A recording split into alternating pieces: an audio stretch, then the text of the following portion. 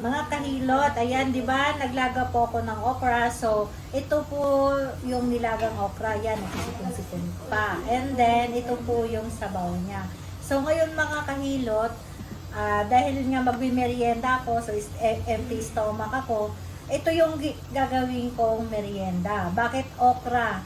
At bakit yung sabaw ng okra? Kasi alam nyo mga kahilot, maganda ang benepisyo nito. Yung dahil dun sa mga matataas ang kolesterol, yung matataas ang diabetic, yan, mga ganyan. Tapos alam nyo po mga kahilot, maganda po ito kasi vitamin C din siya. Yan. And then, dun po sa mga buntis, alam nyo po ba, nung ako'y buntis, base sa aking experience, ano po, hindi po ako doktor, pero base po sa aking experience, nung ako'y buntis, para daw madaling mga anak, ganyan, tas hindi tayo kabagin, ito po yung pinapakain sa akin ng aking lola na yumao. Ayan. So, kaya pag magme-merienda kayo, instead na chichirya, o instead na mga ano dyan, subukan nyo po ang okra, kasi healthy po ang okra. So, kainin mo yung nilagang okra, pero half cook lang po. And then, yung ano niya, yung tubig niya, yung sabaw niya. Pero, wala po itong asin ha. Wala po itong asin. At makikita niyo naman po ang magagandang benepisyo nitong okra.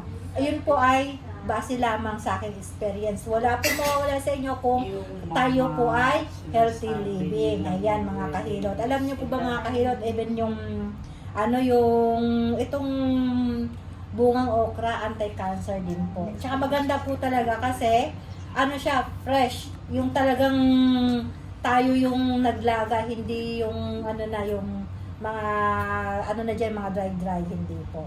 Yun po mga kahilot. Harinawa po ay may maitulong ito sa inyo. Ako po nagsasabi sa inyo, maraming benepisyo ang okra.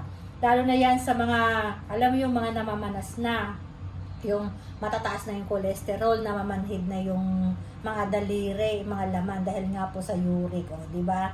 So, wala pong mawawala sa inyo kung susubukan niyo po. Magkano lang naman ang okra, kayang-kaya ng ating mga bulsa, di ba? At least, ano pa, healthy living pa, ang inyong liver, gaganda pa. Kasi po, cleansing. O, di ba mga kahilot?